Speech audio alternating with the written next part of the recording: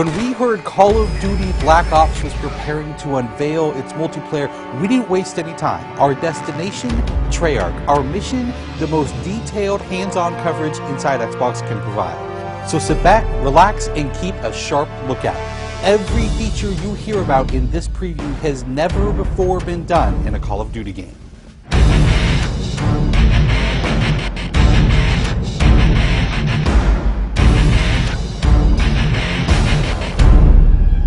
We begin where the multiplayer trailer for Black Ops left off, with theater mode.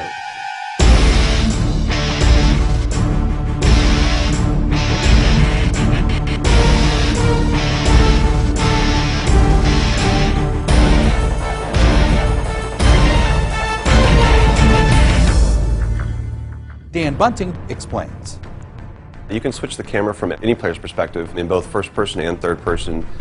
You can detach the camera and go into free cam mode, which allows you to fly anywhere on the map, basically. It's really interesting when you pause the game and go into free cam, you just see all the particle effects just in their full glory, just frozen in time, and it makes some really awesome footage. You really want to give players the tools to be creative, make their own machinima, make their own highlight reels. Maybe they're really competitive clans that want to just capture the films from their matches and then go back and analyze what the other team did or whatever. Also brand new to Call of Duty is Black Ops' new currency system. We put the currency system into Black Ops multiplayer principally because we felt like it'd be a very interesting way to engage with all the unlocks that you've been getting. So one of the things that's really fun about currency is instead of being specifically told at a specific level what you're going to get, we're unlocking features by level, but then once the feature is unlocked, you can purchase any component of that feature with the currency directly. Of course, when you got a little currency jingling in your virtual pockets, nothing feels better than putting it on the line against your fellow players. Say hello, everyone, to Wager Matches. When we were developing the Wager Match game modes, we went through a whole bunch of ideas to find the 4 that we were going to use to ship inside the game. And really, if it wasn't people screaming in joy and frustration when they were sitting around the office playing, it wasn't good enough to be a Wager Match. Wager Matches are all free-for-all modes, and they exist separately from the standard playlist.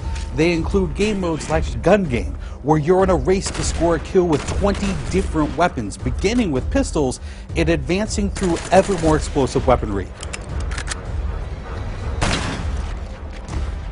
It's extremely rewarding for us as a design team to put something up there that people are reacting to really well and it's slightly different than what they get, and everyone loves the core game, and you have to be very careful when you're finessing the core mechanics of the game. But Wager Match just let us kind of get our creativity flowing and do some things that you're not normally used to, and then spin them up in unique ways and combine things in ways that you haven't seen before, that you never really thought of, and that wouldn't be appropriate for the core game, but are completely appropriate for Wager Matches.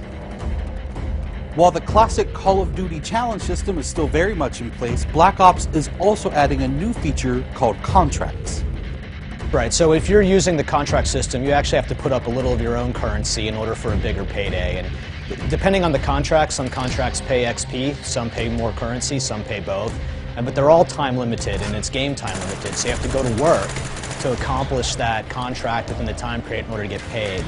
It's different from the challenges, in so much that the challenges some players like to use very aggressively, and they map out their path through the challenge system in order to maximize their XP gains in order to level faster. And then a whole nother set of players uses the challenges sort of passively. They're there, when you get them they feel good, but contracts gives you a way to directly engage with the content inside the game. It says, hey, I'm an SMG guy, I want SMG based contracts, I'm going to chase my contracts and I'm going to get paid. And that's fun. Another focus for Black Ops is player customization, including things like unlockable face paint, unique perk-specific character models, and a whole lot of weapon customization. We've been we stole the line from Full Metal Jacket, this is my weapon, this is my gun, and we're chanting that around the office as sort of our mantra for this feature. Originally it started with one of our designers he just made kind of an offhand comment one day where he said, you know, I really have a certain attachment to the weapon that's my favorite. I want to make that weapon mine, and that was all it took.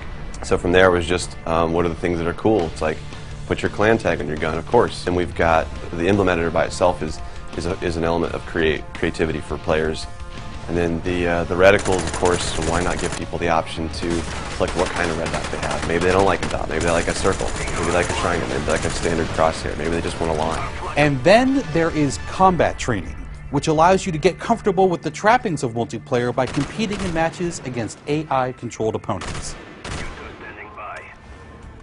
You know, it's our hope that combat training can convert people who are largely single-player gamers who might have, dabbled around in multiplayer but never made that leap to playing online, and give them kind of this experience where they can get familiar with the mechanics and features and systems that multiplayer has, but they can do so at their own pace, they can do so without someone screaming in their ear what a noob they are, and practice up and then join the competitive fold.